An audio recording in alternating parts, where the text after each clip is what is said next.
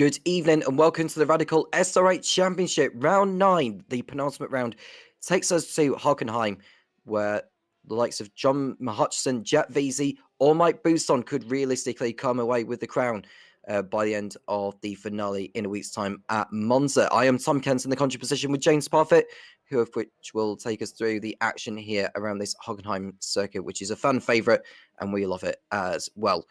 We've got 3 races lined up for you. The first 2 being 15 minutes each, and then the last one being 20 minutes long. Top 5 finishes at the end of race 1 are reversed for the second race grid, and the top 10 finishes of race 2 determine the grid for race number 3 to wrap up the evening.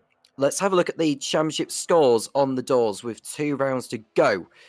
In the Pro Series, we've got Jet Veazey at the top of the pile on 298 points. John Hutchison in second place on 296, and it's Mike Bousson in third on 293. So only 5 points the gap between those respective drivers. Luke Maxwell is waiting in the wings, but he needs a strong result here at Hockenheim to realistically stay in the hunt. Matthew Richardson in fifth place on 255, and it's James Coombs in sixth. Luke Tunison on 226. It's Terence Vosberg, Paul Crabb, and Paul LeMay all having scored points so far. In the AMS, Mena de Graaf is 16 points clear over his nearest challenger, Gert-Jan Polman, 197 playing 181. Steve Webb still has a chance, but he needs a good score here after a disappointing showing last week at Mugello. He's on 170 and 27 points off the top. Scott Kostrich in fourth place on 162. Then Stefan Millis, Gareth Newton, Graham Matthews, Tom Weston, and Andy Pratt all having scored points so far. Let's bring JP into the booth and get a word from him before the action gets underway around Hockenheim. JP, good evening. Good evening. How are you? I hope you are all well. Thanks so much to all the people that joined us well early. Like some Black Enzo was in, I don't know, whatever time he was in, about half an hour ago, 45 minutes ago, I think, as well. And North East Gaz was also in the booth at the same time. So plenty of people in early. I did chuck practice up. I hope you enjoyed just sitting there watching practice. Unfortunately, I wasn't going to commentate on practice. I came around the track. There was nothing to worry about on that one. But overall, it's going to be an interesting one. I'm looking forward to seeing how they get on here. See on the board on the left-hand side at this moment in time. Quite some fast times going on as well. One thing we do have to mention, we have not got the Scotsman. Mr. John McHutchison is off playing bowls. Of course, John will be hoping to be back for the finale because regardless of whether that can be cast as a dropped score, if he doesn't turn out, it will count because it is the finale to the season. Only the first 9 races can be considered as a drop round if a driver does not perform well there. So John will have to be at his A game next week if he is to retain his Radical SR8 title. Jack Veazey and Mike Bousson. Now they are going to be 2 of which to watch out for this evening. They're hoping to build on their performances so far. John Hudson won the first race last week at Mugello. Jet Veazey won the second, and Luke Maxwell ended his evening on a high by taking the final race win of the evening. Yeah, it should be very interesting here as well. Partly due to the fact that Jack and Mike are not very far apart on the times at the moment. So that's going to make it even more interesting for us here as well. Hopefully we won't have to try and do maths. I don't like doing maths. And but I've got socks and shoes on. I definitely cannot do it. Can't count my toes in the process. But I'm looking forward to this. I think this is going to be good. They are going to have to be careful, of course, of that infield section as well. The stadium coming through Mercedes and moving their way on into Sachs Curve at the same time. But they've just got to be mindful that that takes, that is there. And especially the curb outside Sachs Curb as well. If they do hit the curb, it can cause some problems. Mena de Graaf, Steve Webb, Gert-Jan Polman, all here. Stefan Millis and Scotty Kostrich, all in the AMS. Of course, we had Josh Reed, who joined last week, I believe it was, is also here on the track at the same time. So, still lots to go. One of the things we do want to mention as well, guys, don't forget, if you do want to get involved, you can come along and join the Discord. Well, we do have a 4 league starting this week. It does start on Wednesday, so if you want to get involved in that as well, we'll be going to tracks such as Red Bull Ring, Long Beach, Interlagos, Road Atlanta, Mugello, Cadwell Park, Mid-Ohio, Shoreham, Phillip Island. That is complete entry with just me solo broadcasting that one. So you basically qualify in, then you do one 35-minute race with a pit stop. So if you want to get involved, you can. So come along for that one. But let's bring you up the grid, show you how these guys have got on here. Yeah, And at the end, it was James Coombs who snatched pole position right at the end. He's ahead of Jack Veazey and Mike Bousson. Luke Maxwell on the second row next to one of his championship counterparts. Luke Chillinson and Matthew Richardson on the third row of the grid with Josh Reed and Menegrov, who is the highest of the AMs. Steve Webb and Gert-Jan Polman on row number 5. On the 6th and final row of the grid are Stefan Millis and Scott Kostridge. Dropped off a little bit, obviously coming into the end of the season. Still should be exciting. James Coombs on pole position and going to be young man can do here as well. Obviously, first season jumping in, so we'll have to see how he gets on. But yeah, really looking to see how this one goes here. James, your mic keeps cutting out. Oh. Well, whilst JP deals with that, we'll just focus on the field that are ready to go. I'm just waiting on Mike Bousson, Luke Chinson and Matthew Richardson to get onto the grid. And once they are on the grid, then we can get going here at Hockenheim. First of 3 races, remember, 15 minutes for the first one. Judging by the lap times, we're looking at around about 10 laps of racing, so plenty of opportunities for these to really dice it out here. Well, everyone is on the grid now, so the lights should be coming on here, and they are coming on. We've got 1 light on, 2, 3, 4, and 5. Lights are on. Lights off very, very quickly. A lot of wheel spin, catching the drivers by surprise. It was a really poor start from James Coombs, and that's allowed James Veazey to get into the lead before turn 1. Mike Bousson running him out wide, and Coombs is having to settle back into second place. Bousson in third. Maxwell not making that much ground in 4th position, and then everyone settled into rhythm. So no major drivers so far as they come out of turn number 4 and down this long, so cold straight. It's pretty much a kink, to be honest with you. But they've got that hairpin of which they'll be braking for, and this is where the action can very much begin, JP. Yeah, absolutely. Hopefully my mic's better for you guys. Hopefully it should be cut out. This is Mike Bousson's worst start. Seeing Jack Veazey get an absolute flyer. Jack sitting now in second place. Just had James Coombs go through. Hopefully this is Mike's challenge to try and get back on him here, because otherwise he's going to have troubles. So he's got to make sure he can stay with at least Mr. Veazey. Menodograph leading the arms with Scotty Kostrick and Gert-Jan Polman. That was Scotty Kostrick up 3, Steve Webb down 3. So Steve Webb lost 3 positions, all in that opening start here as well. So lots still to come from. Hopefully these guys can get it all sorted out. And you never know, can Mike Bousson stay close to Jack Veazey? I don't recall James Coombs having won a race yet this season, so this is a chance for him to change just that. Jack Veazey, who's ahead of Mike Bousson, in prime position to be in the lead of the championship heading into the last round at Monza next week. So he needs to make the most of the opportunity here. 5 points the difference between winning a race and finishing second. The only difference is that there are different point systems between the first 2 races and the last one. 20 points for the first 2 each, and 25 for the last one, but more on that later. Coombs over the line in the lead, and it's Veazey second, Bousson, Maxwell, Tunison, Richardson and Reed. Menodograph the highest at the moment of the AMs. Scott Kostridge has come through rather well from the back. He's now second in the AMs and 9th overall. Great runs from some of these guys here as well. As we can see Mike battling away. This is the view from Jack Veazey's car. Currently at the moment, he's chasing down James Coombs, going down the parabolica, coming into Spitzkeller at the moment, and there they go. Coombs big on the defense, pulls over, takes the racing line. Jack Veazey settles in behind him. So they come down towards the hairpin or through that now, and Coombs is ahead over Veazey and Bousson, and we've got Maxwell still chasing. Not seeing too many drivers going for moves at the moment. I don't know whether they're waiting until a later stage in the race to be pulling off some overtakes. That's Menodograph going through on Josh Reed in that beautiful livery. It has to be said, in that pink, of which we've seen last week. In previous seasons when Josh Reed has been around, it's been like sort of dark blue-ish livery, but this is a totally different livery compared to what we saw JP with him. And Matthew Richardson goes out wide. Yeah, it's great to see Josh back on the track, of course, here as well. Doing a great job in, just a little hint, if anybody wants to get noticed on a broadcast, put on a bright livery of some sort. Because when they see you, they will always mention you, because that's how it works, because they know who you are. That's a little trick for you if anybody wants to get more airtime. But you can see Veazey and Coombs now going through turn 1, through the Nord cover, up to Einfrat Parabolica, and then it's going to be that right-hander almost coming back on yourself. Then you got a little kick to the left, and then it's that run down the Parabolica again. But Veazey settling into second place at the moment. Bousson jobbing back about 8 tenths. Luke Maxwell tucked in right behind him. Yeah, and down the straight they go again on lap number 3. And it seems to be quite big gaps. I know the time tower is suggesting otherwise, that they are close. They are close, but not close in the context of actually pulling off overtakes. Having said that, there we see Gertjan Polman and Scott Kostrich going side by side into the hairpin here. Polman on the inside, Kostrich on the outside, leaving him room.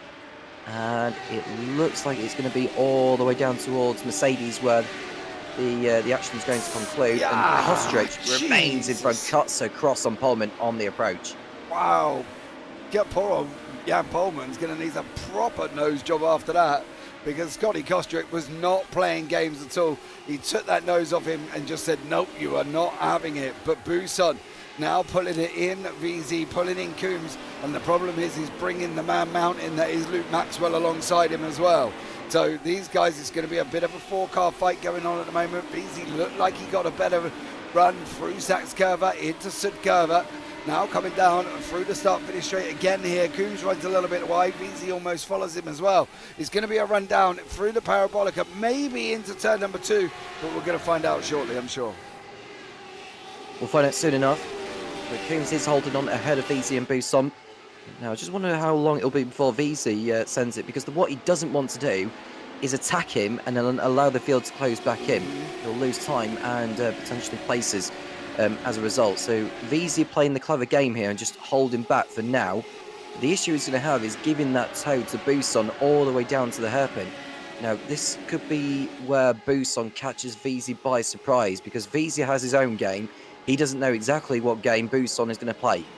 Well, the difference is as well, knowing Mike, and I've known Mike for, I don't know, God knows how many years now, he ain't one to shy away from a battle when he gets alongside you.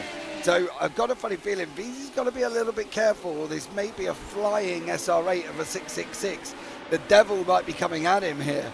So he's got to be a little bit mindful, but as you say, it's easy for VZ to go and try and make a move on Coombs, but the problem is if he makes that move and he gets it wrong, how far is Buson going to be behind him? One man that has made a move, and unfortunately it wasn't necessarily a good one here either, was Scotty Kostrick.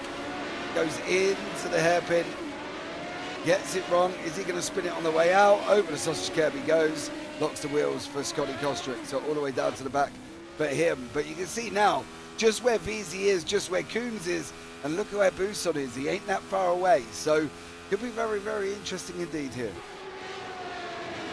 Well, what I will say is that Coombs ran wide on the exit of the last corner, and that was very close for VZ to take advantage of going through. Coombs is still in the lead for now, but VZ looks closer here compared to the previous laps, and Coombs gained a little bit of wheel spins. He got the power down out of turn number 3, and this is going to be a long way down to turn 6, where VZ, I think this is the opportunity where VZ has to take advantage here, James. Yeah, absolutely. You can see this is the thing here for Coombs. He's done a great job holding on, but unfortunately it just looks like now he's just about to lose. Ow! Oh, he did. Both of them spin. Both of them, well, all three. Look at Lou Maxwell. He come through, just took it all. Coombs is just sat there. VZ's on his way. Maxwell said, thanks very much. On your bike, son. Adios. See you later, signore. And look at this. He comes down into the hairpin here. Coombs moves over. VZ moves over as well. And watch Coombs just spin it up. Goes in too quick. VZ almost gets a half spin. And Luke Maxwell says, thanks very much. I'm on my bike. Yeah, that was the dream scenario for Luke Maxwell. Not quite so for James Coombs. Down the order he goes to 10th place. VZ's still in the second place remarkably, and Luke Tunison's now up into 3rd place. He's ahead of Mike Buson through all the chaos. So the pendulum swings in Maxwell's favour, and so it should for his sake, because he's pretty much the dark horse in the championship fight. Let's see if he can hold on here without any dramas from now until the checker flag. Well, it's easier said than done, isn't it? Let's be real about it. They've got to make sure that they can do it first. And the difference is can they? And can Luke hold on? If he can't hold on, then, well, he is going to be in trouble. He's going to have to put the effort in, though, because I can tell you one thing, it's not going to be easy with Jack VZ closing in on him. So for Luke, he's just got to be a little bit smart about it. Play that defensive line. Come out of here, take the right-hand side, whatever he's got to do. But Luke Tunison, he needs Tunison to put VZ under trouble. And how much damage has VZ got, especially after hitting the machine of James Coombs? So is there going to be a speed differential here as well? We'll see soon enough. 6.5 minutes to go in this first race. We're on lap number 6. We'll have 4 more laps before the checker flag arrives for the man, of which we're riding in 3rd position, Luke Chinison. He's got a good view, actually, of VZ attacking Maxwell. If VZ learns from last time what happened with James Coombs, although it wasn't his fault on that occasion, it was just that Coombs got out of shape as he was applying the throttle. That VZ may have to go differently as he goes over the curb as he enters the stadium. Yeah, VC almost got that wrong there. Got to be careful of this curb as well. These next couple of curbs are tricky if you hit them wrong. And VZ trying to go on the inside of Maxwell, can't do it. VZ's on a bit of a mission here. I think he wants maximum points coming out of this, and he's just got to be a little bit smart on it here as well. Round down the start finish straight, coming into the right hander now, turn number 1. Through he goes. Maxwell holds on. VZ holds on. Tunison is there, runs it over the curb a little bit. But at the moment, I can tell you one thing, Mike Bousson is not far behind him here as well, and we're going to see how these guys get on. Well, here is VZ ahead of Tunison right on board. VZ's exit was relatively okay, but now Maxwell's having to switch his line to defend, and Mike Bousson is having a look at Tunison on the approach to the hairpin. So Tunison's going to have to go defensive. I'm surprised maybe Bousson didn't go for it on the inside there because there was so much room, but he's going to the outside. Is Bousson as Tunison nearly got his nose cut off there by Jack VZ, but Bousson is coming back. Is VZ looking to go through? He isn't there, but Bousson is still on the rear of Tunison. Here he goes on the inside into Mercedes. Goes Bousson on Tunison. Does he make the move? Oh, that was so close. I think Bousson might have him this time though on around the outside before they come back towards the stadium section, and Bousson might just have him at last here, provided he doesn't go too far out wide. Bousson's got him. Yeah, Bousson got the job done. He set him up a couple of corners to go there as well. You see some of the biggest gainers on the right-hand side that just popped up, and you can have another look. Luke Maxwell up 3, De Graaf up 2, Pullman 2, Richardson and Tunison up 1. So great for them guys to be able to do that, but it's going to come from here that we really need to pay attention now. We've got VZ, we've got Maxwell, we've got Bousson, we've got Tunison, we've got Matty Richardson, and we've got Menno de Graaf in behind him. So lots of action still to come, but I can tell you one thing, they've only got 4 minutes to do it. Well, not long to go, and VZ's got now a bit of a buffer over Bousson, so he can afford to attack Maxwell a little bit more now. But he's only got 3 more attempts into this hairpin before this race is over for him to go on by. I will remind you that the top 5 finishes are reversed for the second race. So the driver in 5th position who will be on reverse grid pole is Matthew Richardson. He's got Menno de Graaf right behind him, but now he's got Luke Tunison in front of him. And you can see that Bousson's not exactly pulling away from Tunison at the moment. He is losing time, so he needs to get on with it if he's to go after Maxwell and VZ. Tunison going to the outside of Bousson into Mercedes. The move didn't quite come off in the end, but he is making the switch back.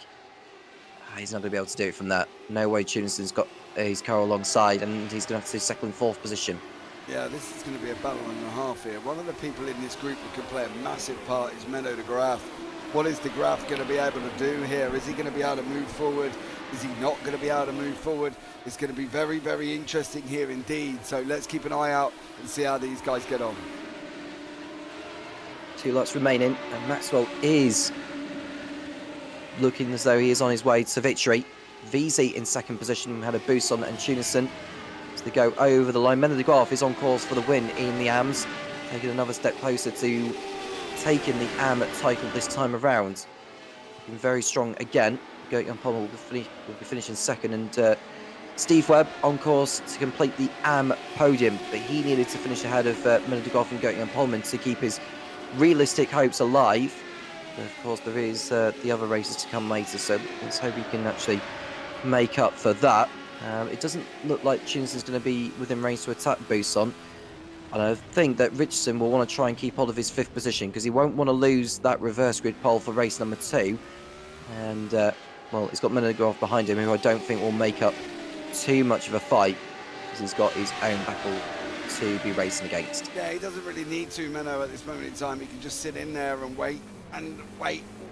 Blimey, he didn't wait for that. I'll tell you, he didn't have to wait long because these guys were going full bore at it here. Richardson getting the run on Tunison now, coming through the right-hander. Got one more, couple of more right-handers to go through Mobile 1, coming into Saxcare. Can he make this line work? No, he can't get alongside. He can't get the inside line into Saxcurver. So he's going to have to try again. But where's this run going to come from? I believe this might be the final lap of the race here for Luke Maxwell. It is going to be the final lap. Barney's going to be waving. He's got one more lap to hold on to here, Tom. Let's see how he gets on. Yeah, Maxwell, he's got a bit of a margin now over VZ, so he just needs to make no mistakes from here on in. The white flag's been waved to the drivers. Gert-Jan Polman has got past James Coombs for 9th position on the circuit at the moment. I think they've been swapping places right here and there. There they are, look. There is James Coombs trying to make up for the spin he had at the hairpin earlier on, which cost him the race lead. And now he's dicing it out with Gert-Jan Polman for 8th position, which will also play a role in their grid spots for the second race. Further ahead, Tunison is still on the tail of Buson, heading towards the hairpin. VC's closing and making the most of the slipstream. There goes Richardson on Tunison for 4th place. Tunison having to lift off the throttle a little bit, but Richardson is still alongside. So there is an opportunity for Tunison to come back on the inside into Mercedes. But is the Dutchman going to be getting his elbows out on the way through? Let's see. Tunison on the inside, and Richardson allows him to take the line and go on through. Luke Maxwell, well. He will be very delighted to see how this race has played into the hands of him. He's got VZ on his tail, but he should be okay from here on in and take a very, very important victory to keep him in the hunt for the title going into the last remaining races of the season. Luke Maxwell comes through the last couple of corners around this Hockenheim circuit and is going to take the race 1 victory ahead of Jack VZ as they head over the line. Maxwell takes maximum points in this first race. VZ second, and it's Buson, Tunison and Matthew Richardson who will start on reverse grid pole for the second race, with Menno de Graaf the victor in the AMS. Yeah, great run by Menno there as well. Come over the line, took the victory in the AMS. Gert-Jan Polman, Steve Webb and Stefan Mellis. They're in the AMS as well, and it's a de Graaf, Jan Polman and Webb podium. So we're just waiting for Scotty Kostrick. Got a couple more corners to go here, and he should be up and running and back onto the track for the next one. He is going very slow. We do really need you to cross the line, Scotty. That absolutely would be one. Yeah, he needs to get over the line, does Scott. He knows the race is over. I don't know if he's run out of fuel or... please don't be performing donuts, Scott, if that's what you're doing. I think he's got over the line now anyway. Just. It's not... Yeah, just over the line. Yeah.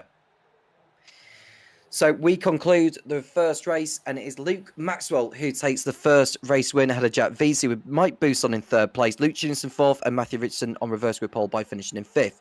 Menno de Graaf is the winner in the AMS, followed by Josh Reed and James Coombs, Gert-Jan Polman and Steve Webb round out the AM podium. Stefan Millis and Scott Kostrich were the remainder of the finishers. Let's run down on the grid for the second race, and it is Matthew Richardson who is on reverse grid pole ahead of Luke Tunison. Mike Buson and Jack VZ are on the second row against Luke Maxwell and Menno de Graaf. Josh Reed and James Coombs on road number 4, followed by Gert-Jan Polman and Steve Webb. At the back, we've got Stefan Millis and Scott Kostrich. Absolutely. Definitely have. And we're going to be going pretty much straight away here. Next race will be up and running very, very shortly. So let's see how the guys get on, and looking forward to seeing what happens in race number 2. And everyone should be on the grid now. They are. VZ has made his way onto the grid, and we're good to go for race number 2. The lights are coming on in sequence. 1 light on, 2, 3, 4, and 5. Lights are on. Lights off, each go, and Matthew Richardson gets off to a respectable start, but not as good as Luke Tunison, Jack VZ, and Mike Buson onto his right-hand side there of Richardson. Richardson takes an opportunity to go off the circuit to avoid any drama, and he's come back out in 2nd position, so I wonder... I'm a little surprised he didn't get a slowdown there, JP. And so Tunison comes out of turn number 4, still in the lead. How far is Matthew Richardson away from attacking Jack VZ? Up 1 place from his starting spot ahead of Mike Buson and Luke Maxwell. Gert-Jan Polman has made a superb sub up from 9th to 6th. He's ahead of his rival for the title, Menno de Graaf. Josh Reed and James Coombs are also in play, with Steve Webb, Stefan Millis and Scott Kostrich not too far back. 15 minutes it will be again for this second race. 10 laps in total, judging by the times we've been seeing.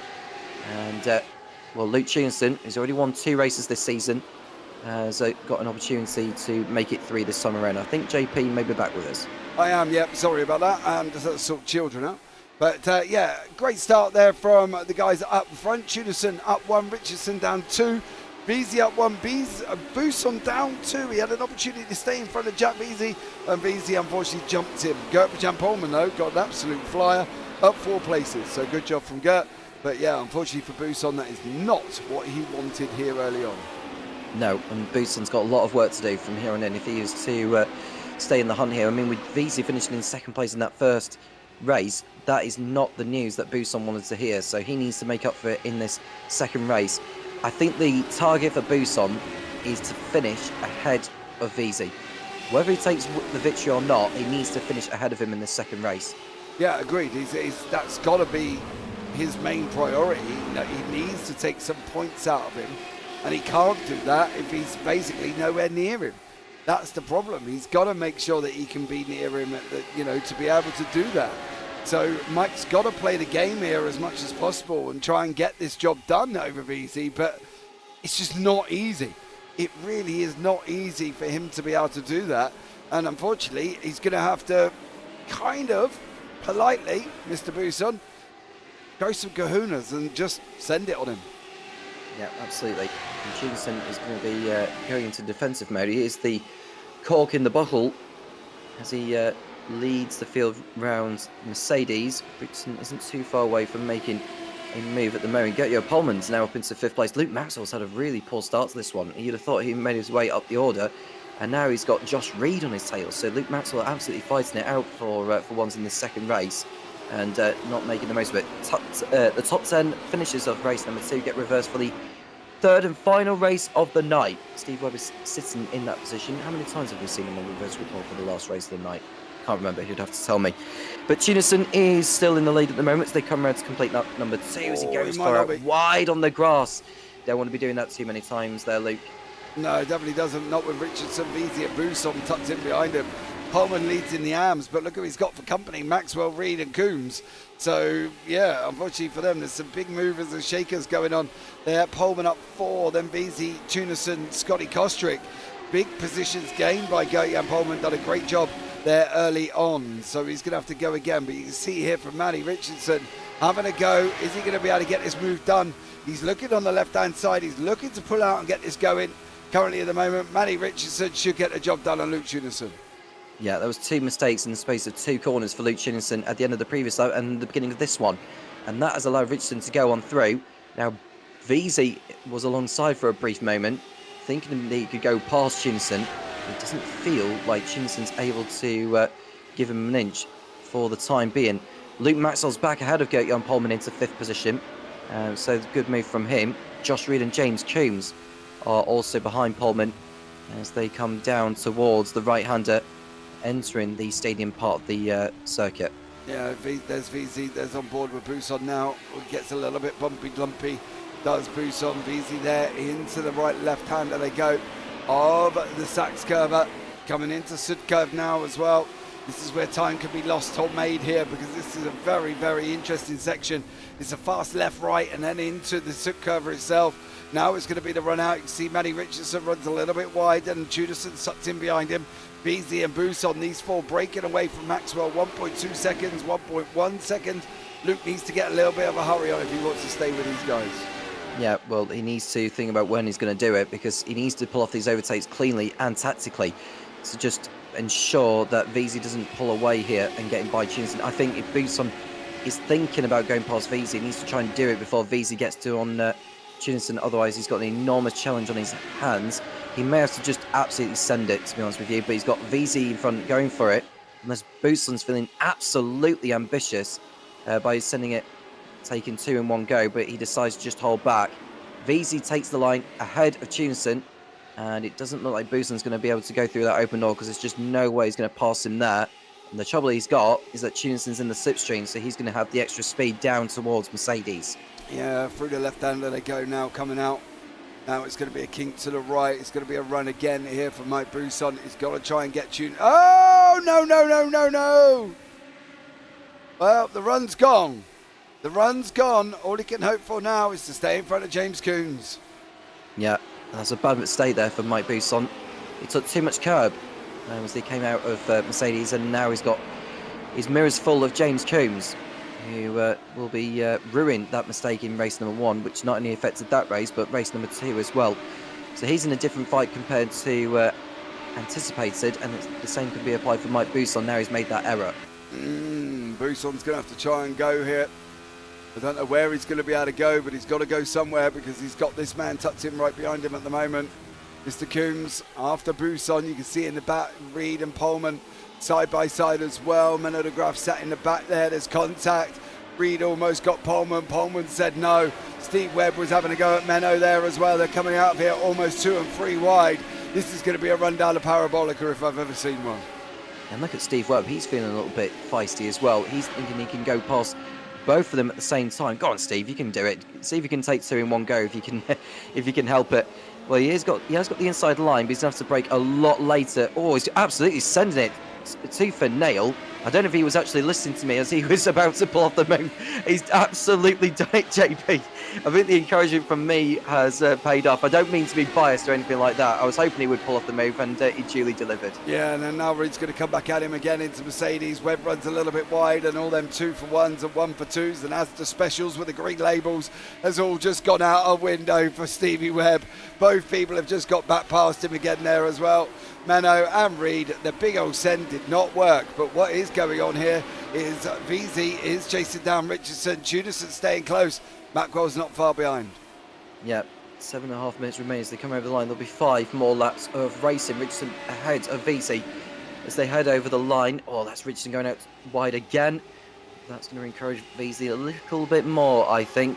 And Tunison's just happy to sit back for now as they go wide. This is the thing with turn number 1.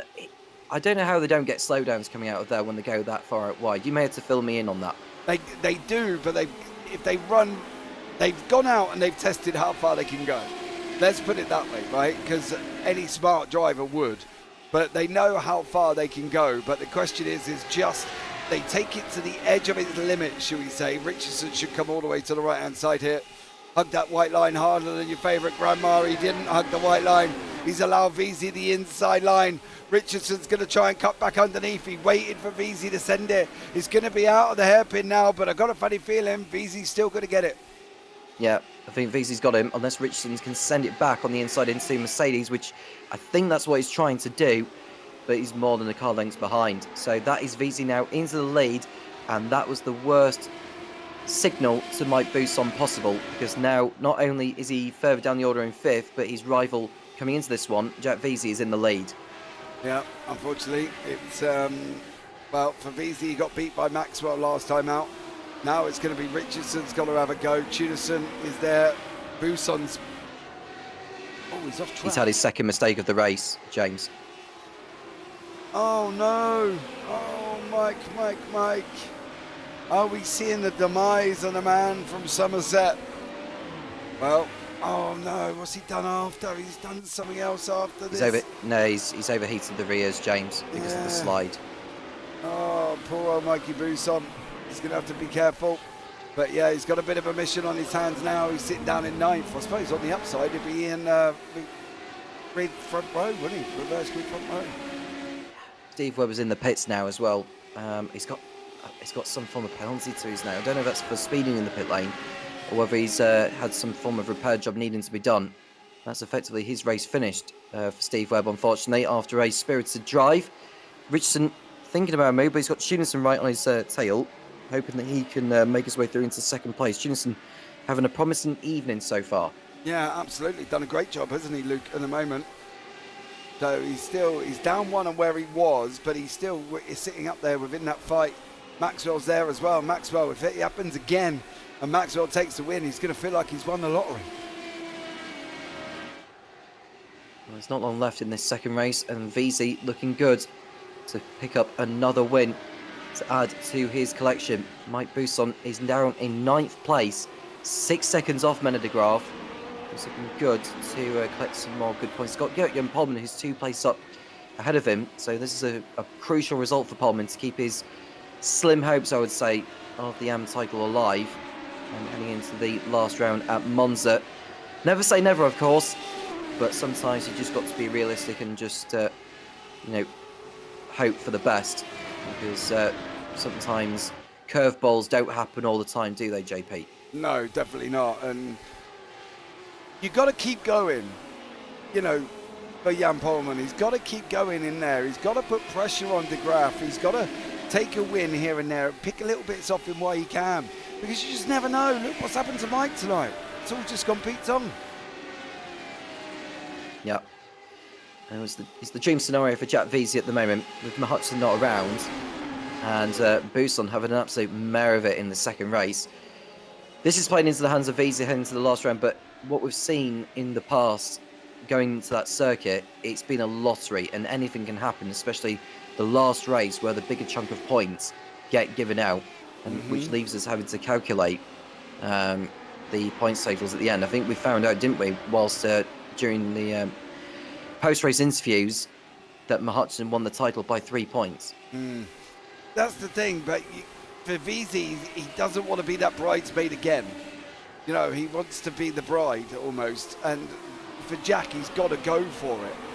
He's got to please Aaron Owen in a YouTube chat. Come on, Veazey, you got this, he said a little bit earlier on in the evening. And at the moment, he's looking good in that Santander livery machine. Yeah, well, at least it's been a decent race for Matthew Richardson as well. 5th in the first race and 2nd so far in this. We'll be hoping to build on that going forward. Luke Maxwell's chances of the championship are slipping away as we speak, because he's running in 4th position, not making inroads on the top 3. I don't know whether he's resting his laurels on the final race, because he feels that could be the race where he can reduce the rears in a bigger way compared to this one. Absolutely, that's the thing. I personally wouldn't want to wait. If I'm in and around, or even got a remote sniff on the final lap almost, I'd want to go for it. And that's the thing for him. He's got to go for it. Richard's gone for it on Veazey.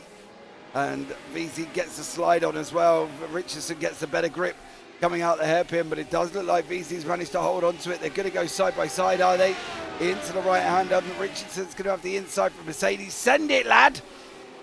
One. Oh, no! Oh, contact! Contact between Veazey and Richardson. That's another twist. And that hands the lead over to Luke Tunison. Richardson allows Veazey to go on through, but they're down in 4th and 5th places. Richardson needs to be careful because he's got Gert-Jan Polman right on his tail as he's letting Veazey go back through. But Luke Maxwell, well. He's nearly done it again. He's nearly done it again. If I was Luke, I'd come out of this race and go and do the lottery. Because he's literally been handed it again here. He's now just got Tunison to overtake. Coombs has battled his way into 3rd, up 5 places. Veazey in 4th, and Buson's going to be kicking himself because he weren't there to take advantage of that. No, he'll be ruining that, but at least he's on the front row at the moment for the 3rd and final race. As for Veazey, he'll be starting in P7, and Maxwell will start in P9. If Maxwell can overtake Tunison, though, that's a big chunk of points gained from winning a race instead of finishing 2nd. Yeah, absolutely. Luke's got to hang on. Well, they're both Luke, aren't they? Maxwell, Tunison's got to hang on. He hasn't got long to go. He's got a few more corners to go. Running through turn 7 a Mercedes, up through turn 11 a Corvette. And at the moment, Tunison is tucked in here as well. Well, not long left. Maxwell is running out of opportunities, and unless Tunison makes a mistake from here on in, it looks like he's going to be coming away with his 3rd Radical SR8 Championship win. He won 2 at Belle Isle this season, and he's going to add another one to his total. James Coombs on course for a podium after a difficult first race, so it's a real recompense for that.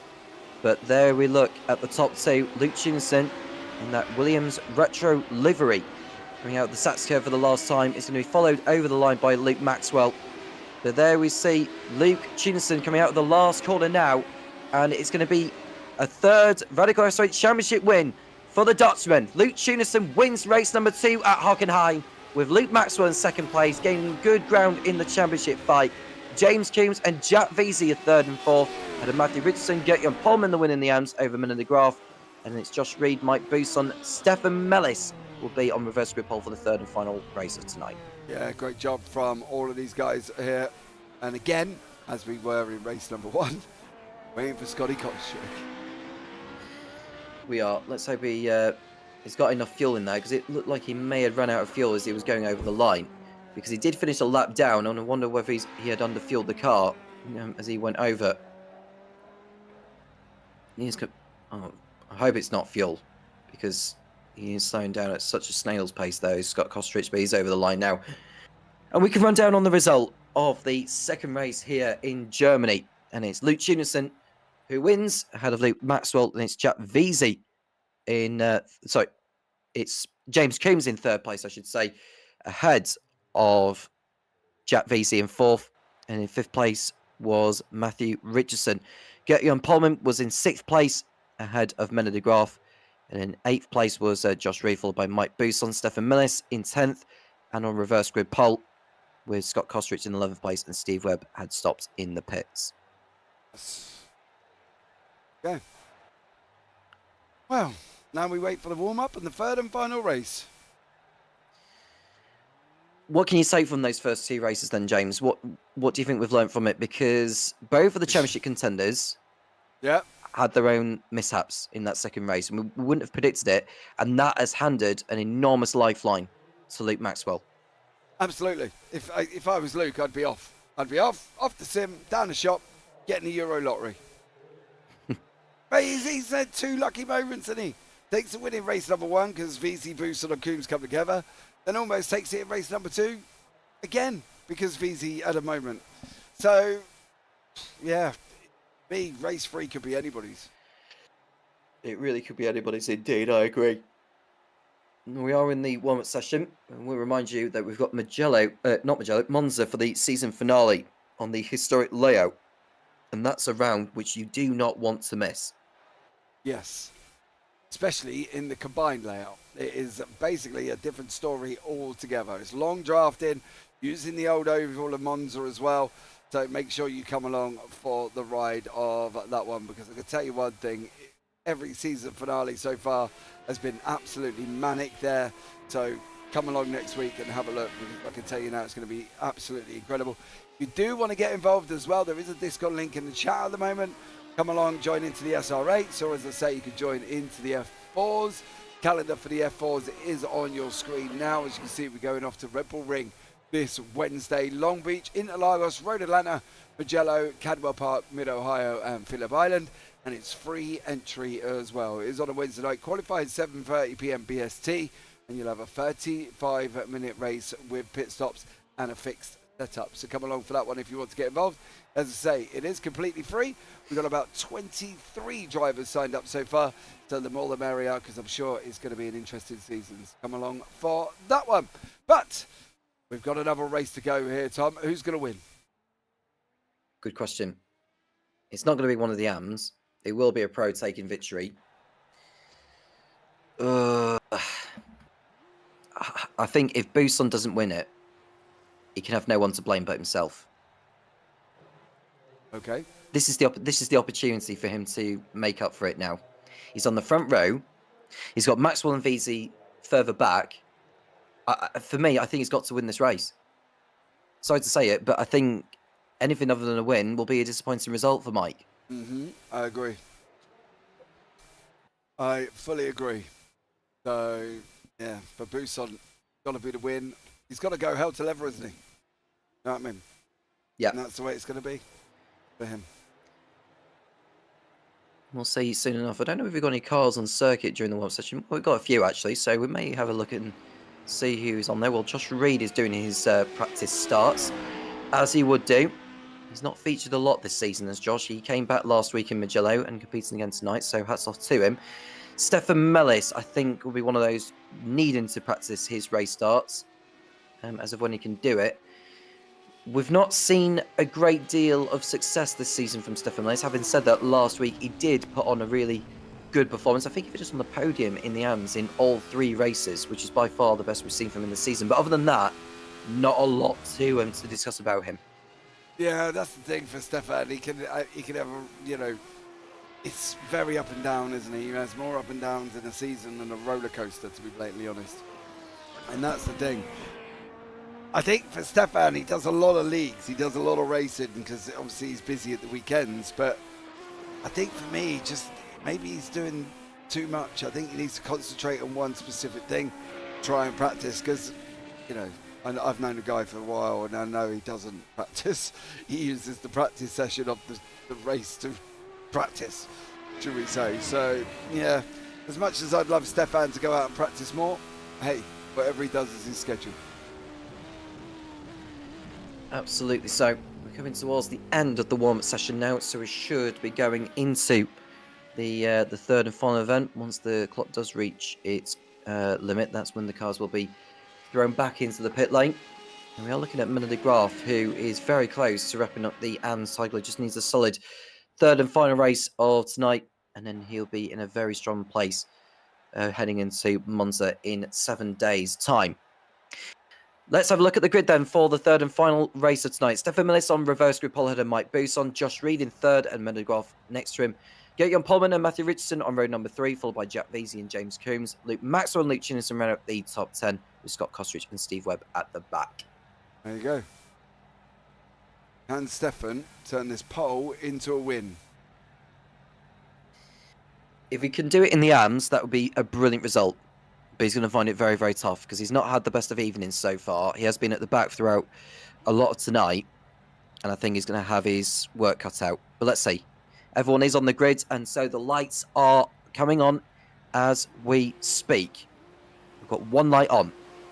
2, 3, 4, and 5. Lights are on.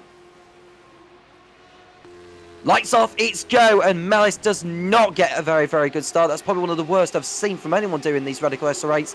Mike Bousson won't care, though. He's straight into the lead, coming out of turn number 1. And already been on a gap, that's Josh Reed spinning towards the barrier, so that's his race heavily compromised already, and it looks as though he's out of the race. Yep, and Bousson got the start he needed. There's more drama going on as well. Josh Reed jumps straight back to pit lane, but Melo de Graaf takes the lead there as well. Stefan Mellis having more problems. Gertjan Polman having issues as well. Whatever he did earlier on, did Jan Polman. And I wonder if he's involved in this one with Josh Reed. Let's have a look. No, it's not Josh It's off to Reed. start. I think he runs into the back of him. Does he? Let's have a look. So this is Gertjan Polman from 5th place. Yes. Oh, yeah, he does hit him. Yeah, you're absolutely right, James. Yeah, he's run into the back of him before they even get to turn number 1. Yeah, and that's where Polman's nose goes. Coombs into third, chasing down Richardson. Yeah, and Richardson's going after Bousson. Maxwell up to 4th from 9th. And Bousson, well, he's had the best start possible. Veazey is still in the same spot as where he was on the grid. So he needs to make up some ground. Meanwhile, we're looking at James Coombs, looking at Matthew Richardson for 2nd position as they come out of the Sats curve. Bousson has a 1.3 second lead, and this is where he needs to make the most of it here and not make any mistakes, especially at the corner after Mercedes. Yeah, absolutely. He's going to take that wide run line through turn number 1 as well. He's going to be picking up an off track here is Bousson. They all are going to try and maintain that speed as much as possible. They do have to be a little bit more careful. Coombs now having to go. Richardson in third. Is he going to get the run? Nope, not into the right-hander. But I can tell you what, Richardson's got it deep. That's going to allow Coombs to try and get the run on the way out. Yeah, and Richardson's exit out of 4 wasn't particularly the best. But Coombs, well, he's looking to attack. Is Richardson going defensive on the approach to turn number 6? We shall see as they come out of the kink of 5. Coombs to the outside. Richardson will have the inside line. Coombs will want to try and get a switchback if he can do it. That's what he's planning on doing. And he's doing to 2nd place is James Coombs. So it's really clever driving there from the Brit through on Matthew Richardson. Luke Maxwell in 5th place at the moment. Veazey's got ahead of Luke Chinison now. So Veazey making a little bit of ground. Richardson coming back on the inside into Mercedes though on Coombs. But Coombs is not exactly having any of it. This is a brilliant, brilliant dice. Yeah, Richardson tried to cut back a couple of times. Couldn't quite get it to work there as well. Now coming into the left-hander here, Matty Richardson sat in behind Coombs. Is these two battling it out all the while they're doing this. Bousson's trying to escape up the road. Difference is for Mike, he's just got to hold on. Coombs locks up. That's going to allow Richardson the inside line. It's going to be side by side here. Coombs is going to try and demand room. Richardson's going to give him room. And somehow, out of all of this, Matty Richardson lost out. Yeah, so he's lost out. Maxwell is closing in on it. And all this is playing into the hands of Mike Bousson. He's just scampering further and further off into the distance. And, well, he's just leaving these to say, well, do you know what? You can all fight and I can just pull further and further away from you. Yeah, and that's what he needs. He needs this. He needs that buffer to get out in front, and he wants to stay there for Mike. And he's just got to make sure he can. That's the question. Well, he's got a lead of over 2 seconds now. And this is a dream scenario, really, for Bousson. Maxwell in 4th place, VZ in 6th. Right behind Mena de Graaf now, so VZ should be picking off Mena de Graaf very, very soon. 20 minutes it will be for this last race. And well, let's see if we see more overtaking opportunities and more battles around this racetrack of Hockenheim. Stefan Mellis is at the back in 10th place. He's got Jan Polmans, Jan Polmans been in the pits for repairs. He's just, using this as a test session now, I think, to learn more about the machine. Coombs going over the curb at turn number 10, and he's able to survive that one, but yeah, I have to say, for Mike Bousson, I've said it before and I'll say it again, he can have no one to blame but himself if he doesn't take this win. He's got to take the win. It's not open to negotiation for Bousson. He needs this win to take these points back off VZ. Let's not forget, VZ's done him in the first 2 races. If Bousson wants to have a remote opportunity of staying in this championship fight, he needs to win this race. That's it. And that is what he's doing. Luke Maxwell could do with getting up the order as well, past Richardson and Coombs. He's running in 4th place. He's got Mena de Graaf right behind, but it's Jack Veazey, so it's vitally important for Luke Maxwell if he can just get by Richardson and Coombs as soon as he can, so that he can start putting Bousson under a little bit more pressure. Bousson's lost time in the last lap or so, James, because looking at his lap compared to Coombs, Coombs was over 2 tenths quicker than Bousson on that previous tour. Yeah, and that's the thing, isn't it, for these guys? You can see Tunison was quickest overall at 32.67 on the last lap. VZ 32.83, Coombs 32.86, 33 and 33. To Bousson, even though he's in first place, was 5th out of all the guys behind him with the fastest lap. He's got to get on. Got to get a wriggle on, Mike. He ain't a tractor, son. Come on. Still have the thing with the tractor, aren't we? Because I did ask him last week about the farming side of things, just to put in a little bit of banter to him, and said, it's not farming I'm involved in, it's just, I just run a tractor. Yeah, I know where he lives, that's the thing. And he's in Somerset, and he's literally, basically, in a miserable little town. And why not? Just wind him up about the fact he drives a tractor. I don't even know if he does. He might even not. But it is just a bit of fun. Well, he's motoring along his Bousson, clear of the rest. Fast up of the race from James Coombs, 1 minute 32.5. Over 4 tenths quicker than Bousson on that previous lap. That's the best times down there. Look, you see VZ, Tunison, Richardson and Bousson. Bousson's 5th with the fastest laps there. Yeah, and Bousson's lap wasn't even valid because of going over track limits as well. Yeah, but it's still this group here. Tunison's at the back end of this group at the moment. He's battling away with Menno de Graaf. Unfortunately for Polman, de Graaf is leading the AMs again. I am unstoppable. I love that. He's got written under his wing. And at the moment, Menno, you are unstoppable, dear sir, because Jan Polman is a long way down the order. In fact, he's the number 11 on the top part of the right-hand, on the track map on the right-hand side there. And Jan Polman is a long way off here as well. But Tunison, rounding out the group, he's got de Graaf there, VZ's in front, Maxwell, Richardson, Coombs, and then Mr. Mike Bousson, who's only 1.3 seconds up the road. Yeah, there we see Coombs in 2nd place, riding on board with he's got Mike Bousson ahead of him. He's shown his 1.5 seconds. We'll have a comparison of the lap times when they head over the line. It won't be that much different because Coombs hasn't exactly made up that much ground over the course of this lap. And so Mike Bousson goes over the line what lap time will he have done? It's probably in the 1 minute 32s this time around. So 1 minute 32.7. And Coombs was a 1:32.7, which is his personal best lap of the race, believe it or not. So it's marginally quicker, but not a lot quicker compared to Buson. But it's still, for Buson,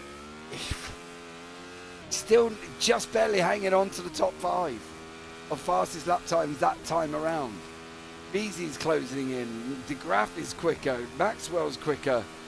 You know, he's lost 4 tenths alone to Jack Veazey. Veazey's just about to try and pass Maxwell here. These guys running side by side down into Smitscare. Maxwell goes back underneath Veazey.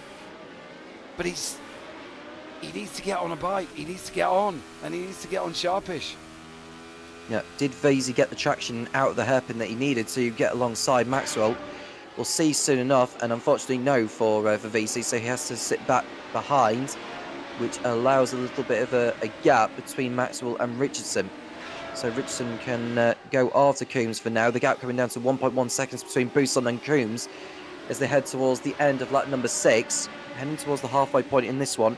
And I don't think Buson can breathe too easily too soon here, because he can't afford any errors in this last race. Nope. He's just got to try and get it to the end, and he's being brought in every single lap. Coombs is closed, and again, we'll bring you up the top 5 fastest laps over that lap there. And again, Buson's in 4th this time. Coombs, half a second on Mike Buson in 1 lap. This ain't going to be long. This ain't going to be long here for Mike. Yeah, 1 minute 32.3 Coombs post compared to Buson's 1:32.8, so it's nearly half a second. Yeah, got half a second off him already in 1 lap. And the problem is Coombs not coming on his own. Richardson's coming with him, Maxwell's coming with him, Veazey's coming. You know, you can even say De Graaf and Tunison are coming at him. But Mike, he had that lead, and if he could have held it, great. And don't get me wrong, I'm not saying he's not going to hold it, but I am very, very apprehensive. Yeah, it's worrying for Buson at the moment, because that lead of over 2 seconds has just more or less evaporated. He's still got 7 tenths in hand over Coombs, who is chasing him down very, very rapidly. And then you've got Richardson and Maxwell. So I think Buson just needs to just hold his nerve here and fend these off, because there are going to be times where he just has to cope with the pressure. And some drivers can hack it, others can't. But I think Buson's one of those that can. But we know he can go wrong with it. Yeah. I've seen Mike do it. Watkins Glen 2023. Leading out front by a country mile, shall I say. Went round the bus stop, bang, spun it, put it straight into the wall. Lead gone in 1 foul swoop. Gutted. But this is getting very, very tense here, I'm not going to lie. Yeah, I will say the gap between the top 7 is 3.8 seconds. Nose to tail these are now. Yeah. Going to be very, very close as well there. JM, evening, what have I missed? You missed 2 races of great action. Maxwell taking the win in the pros in race number 1 with Veazey and Buson. Tunison in race number 2 with Maxwell and Coombs. Pro-Ams was Graf Pullman Webb race 1, then Pullman Graf Mellis for race number 2, and you're about 9 minutes away from race number 3. So what have you missed? Well, you missed about 55 minutes of action. There you go. Is that your rant over, JP? Yeah, I know. That's the thing. What have I missed? You missed 2 races. Oh, I don't know. Anyway, you're late. Let's just put it this way. Put notifications on. You'll get the bell next time we went live. We did go live actually early because they were watching practice. So fair play if you missed it. But put notifications on. You wouldn't have missed anything.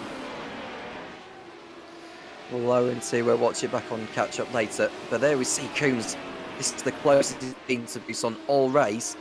And Buson will have hoped that the race was actually shorter compared to this, maybe the same length as the first 2, so he wouldn't have to cope with this for so many laps. But now, with 7.5 minutes to go and 5 laps of racing, he's going to be really, really under pressure. I just hope that everyone in the field has put in the correct amount of fuel as well.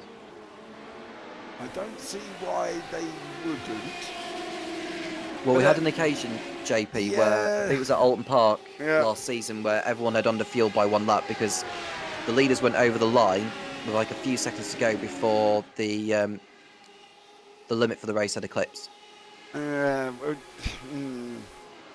don't know how this is going to work. What are we doing? Full 12, 15 laps? Well, I did say 5 to go, so 13, I would say. Absolutely.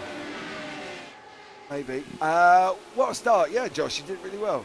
Round turn 1, stuck it straight in the wall, mate. What more could you ask for? JM, you ain't going to live it down, sunshine. You're late. That's it. You're in detention tomorrow for being tardy. So, there we go. Well, there we see the leaders coming through the stadium section, half a second. So to digress, but Thompson laughing there. He's like, oh my God, JP, what are you doing? I don't know, dude. I'm just enjoying it. It's my channel. I can do what I like. It's great. Well, they are coming towards the line now with Buson half a second clear over James Coombs. The top 7, well, you can just see them all in your picture. You don't really need me to tell you what the gap is.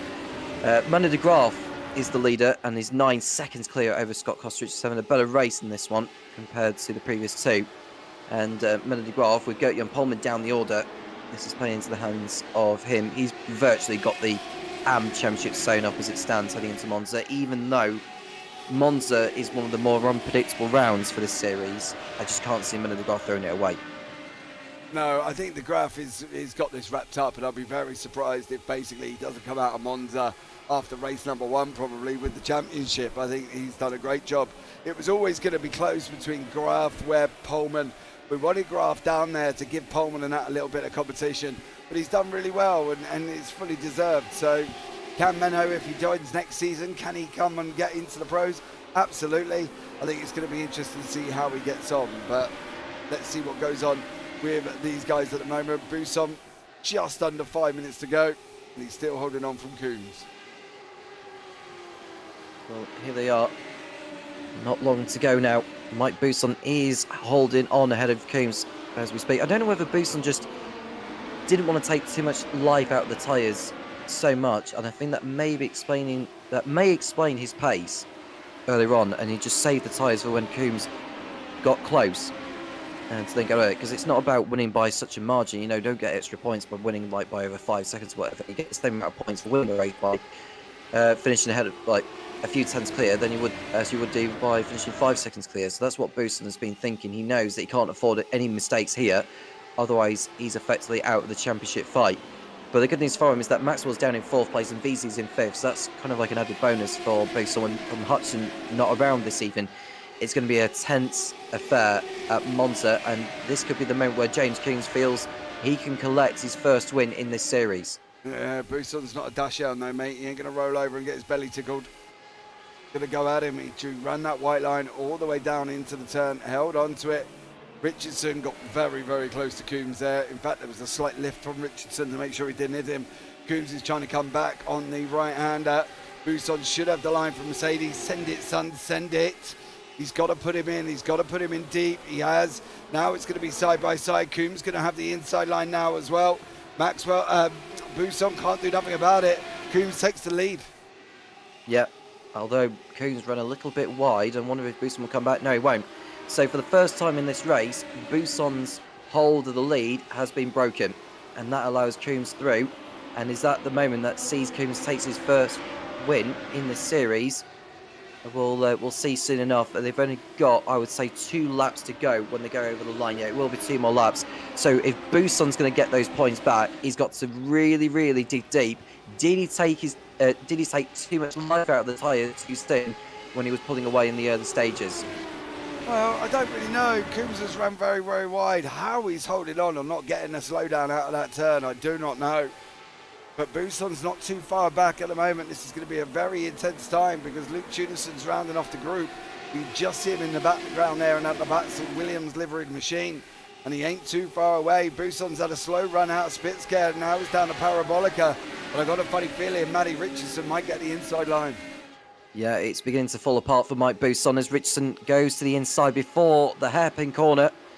And Richardson is going to outbrake him here, I think. Yeah, Buson has to yield. He lifted off the throttle, and that's contact between Maxwell and Veazey.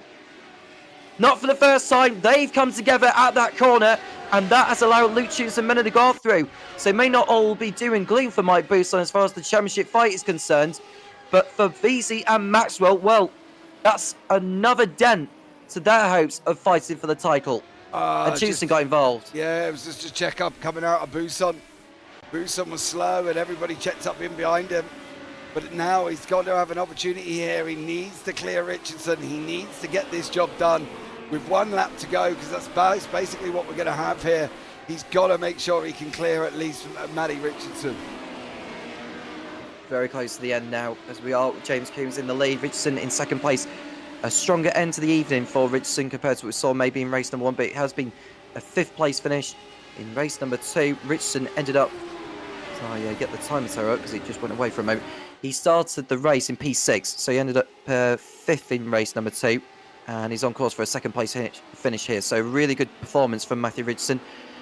Could it become the win? If he can get a good drive coming out of turn number 4 here and get to the slipstream, might send it.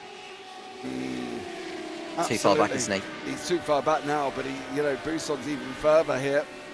To neither of them, unless Richardson does something absolutely Max Verstappen-esque and just absolutely sends it on him, he ain't going to get the job done. I think Coombs might hold on to this.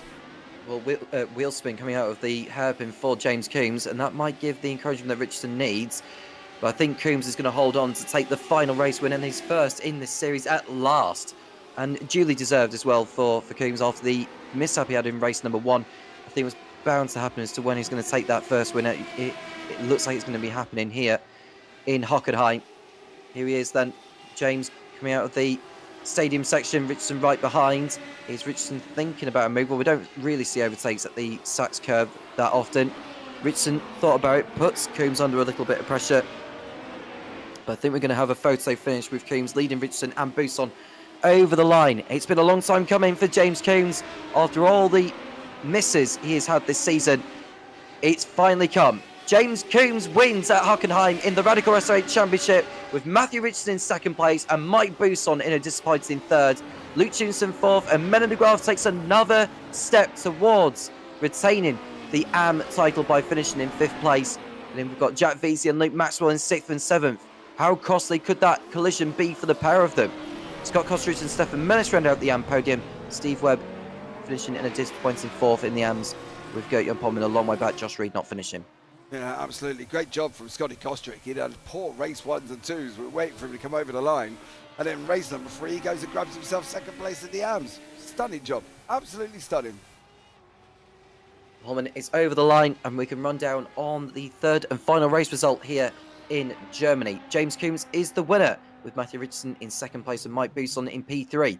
Luke Tunison in 4th, followed by Mena de Graaf and Jack Veazey. Then we've got Luke Maxwell and Scott Kostridge. Stefan Melis and Steve Webb in 9th and 10th. And then we've got Gert-Jan Pomming in 11th. Josh Reed was the only driver to not finish that race. Yeah, absolutely. But great racing overall. I think that was absolutely stunning. Really loved that. Most laps led, though, was Mike Buson. 10 laps he led as well. So, great job. Well, it's not how you start, it's how you finish. And Buson will feel the victory had got away from him. It's not all a disaster, though, because when you look at Veazey and Maxwell, when they've had their own shenanigans, it does give Buson a realistic chance in the championship going into Monza. Is that 2 rounds that John Hodgson's missed, or is it 3? Because I can't exactly remember on the top of my head. I think it's 2, but I'm not entirely sure. I know he does a lot of bowls, and I don't mean temping bowling. It's not that manly, ladies and gentlemen. No, it's the one with the jack in there. Yeah, it's the old man green bowls. I don't know whether or not he wears a white suit or whatever, but I think he just looked absolutely hilarious. I've met John in real life. He's about 5'3" high. He's built about as thick as a Smurf.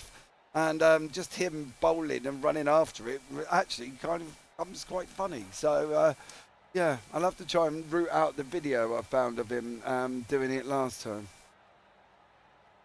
Well, we are waiting for drivers to get into the interview room. We're going to have a word with them on how tonight has been for them all. And, well, I'm sure they'll be looking towards the combined configuration of Monza to wrap up the season in this 7th edition of the Radical SR8 Championship. I wonder what next season's going to bring when it comes to that, because it won't be too long before we get going. Numbers will be sorted in terms of who will compete and how many there will be. And in case you're wondering, well, who gets to be in the pros and who gets to be in the AMs? Well, it depends on how they do in the first couple of rounds, but we do consider previous seasons that they competed in. Let's get some interviews underway, JP. Shall we bring Matthew Richardson in first? Yeah, there you go. Matthew Richardson, good evening. A brilliant end after a tricky start to tonight. Fifth place in races 1 and 2, and a second place finish in that last race with a brilliant overtake on Mike Boost on towards the end. Yeah. Yeah. It was. I guess the third race was good. I feel absolutely terrible for what I did to Jack in race 2. Yeah. I feel so bad for it, because if that's costing the championship, I'm not gonna live that down ever, and I'm gonna feel bad for the rest of my life. So, but other than that, the second place in race 3 was pretty good after a few weeks that haven't been too good. So yeah, it's pretty good. You mean It's you're been a going to brilliant end. regret it for the rest of your life? Matty, is a game on a computer No, that but ain't going like, to affect world peace, sunshine, is it? no, it might, but It might. you never know. I don't think Jack can cope with another second place in the championship. So, you Hey, know. he's getting plenty of bridesmaids, isn't he? Yeah, but yeah.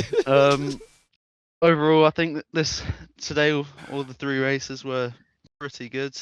I mean, yeah, just like I was saying, it was a lot better than the last few weeks. So, yeah, and congratulations to James for getting his first race win. It was a good battle in that last race. So, yeah.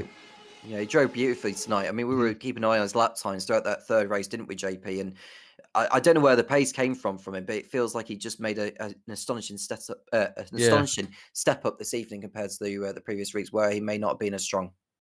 Yeah.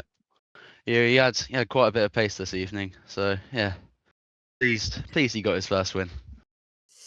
We've got Monza for the season finale, and I'm sure you've competed there before on the combined layout. Yeah. Always Track race interesting. galore. Yeah. Yeah. Yeah, that's gonna be just a bit of a gamble. So I don't think there's really anyone can win the races in that next week. So we'll have to see how it turns out. If there's any crashes around the banking like last season. But yeah, it should be exciting. Yeah. Anyone on the shout to Matthew before we let you go? I'll just shout out to James for getting his first race win. So yeah. Wonderful. Matthew, well done tonight. I'm finishing second in that last race and 2 fifth-place finishes despite all the dramas you've been involved in. And best of luck for the season finale in 7 days' time. Thanks, guys. Bye. Take care. Thank you to Matthew Richardson. And we can now get a word with the man who has claimed his maiden victory around here at Hockenheim. James Coombs, very good evening to you, sir. Good evening. How was that for you? It felt like you've made some form of step up compared to the previous weeks. And I think the first win was like a matter of time before you got it. But finally you got it. Yeah, I'm just in a bit of shock, to be honest. I wasn't really expecting a win tonight, but yeah, somehow got it. Was it like a magic mushroom that you gained from Super Mario that's got you that extra speed down the straights or something? I don't know, but God was on my side tonight, so. Okay. But how have you found this season? I think this is the first time we've chatted, actually, since you've joined. But how have you found the experience with the Radical SR8s? To be honest, I found the car quite tricky at first. I've been used to like GT cars, and so this was something completely different to me. But I pretty much picked up quite quickly. More comfortable with the car now. The only thing I would say was I struggled. I felt like I struggled a lot in this race with the braking, mainly with the spinning. When you're like braking into like the tight corners, my car just always want to kick out, which shown in the first race. Yeah, it feels like the Radical SR8, in terms of when you apply that much brake pressure, the rear axle it really steps out on you. So you have to apply it very gently to stop the rears from sliding around, I suppose. But yeah, I know what you mean. Yeah, I mean, I just felt it a lot more tonight for some reason. And do you want to? Is there anyone on the shout to before we let you go, James? Yeah, I'll give a shout out to my dad, as he'll be watching. My mate Josh, and all you guys, really. I mean, this is all cool. I've never done a league like series before or anything, so yeah, thank you. No problem. And James, a very, very well done. The first win at last. Let's hope you can build on it at the season finale at Monza. Yeah, thank you guys. Thank you very much to James Coombs for finishing out on top in that third and final race. So we can get a word with Jack Veazey, who has not had the best of evenings so far. I think that's like 3 collisions or something he's been involved in. 2 at the hairpin and the other over at Mercedes. Jack Veazey, you took one of the race wins or got on the podium in one of the races, but it wasn't without any drama with the likes of Matthew Richardson, Luke Maxwell, and all that. Yeah, I thought I'd just come in because I don't think I was here last week for an interview. But yeah, I was just really unfortunate today. First race, I was overtaking James to get the lead, and then he lost control and went into me. And then the second race, same thing basically with Matthew. And then third race, Luke sort of came to a stop on the hairspin, and then I ended up going into the back of him. So I had the pace, but the luck weren't on my side today. Well, if there's anything, Hudson didn't come round for tonight, and well, I suppose that may give you a chance in the championship. I suppose I think it maybe 2 rounds he's missed or 3. I'm not 100% sure. But what is the feeling heading into Monza then? Because you've got a chance to claim your first championship. You missed out by 3 points last season. Is this finally your moment?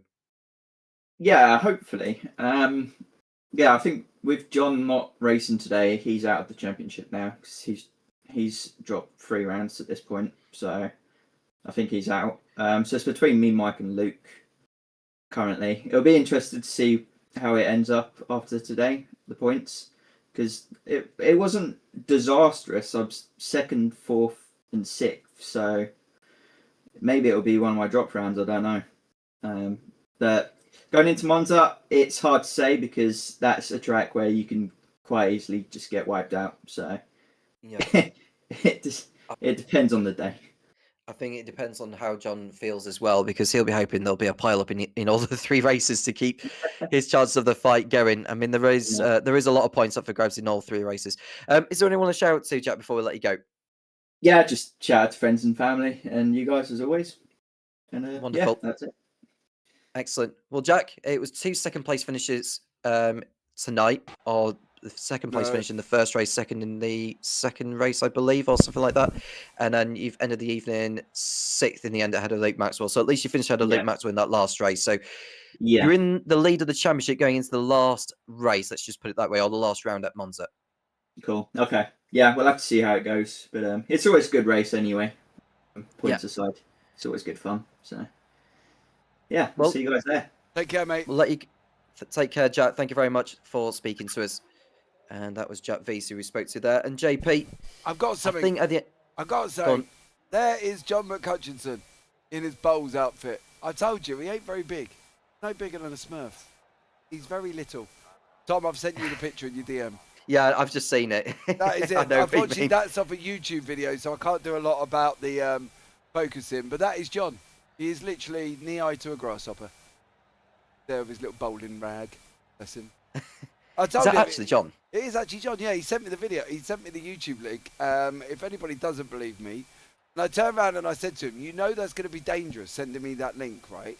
And he went, "It'll be all right." So the first thing I went and did is clipped out a picture.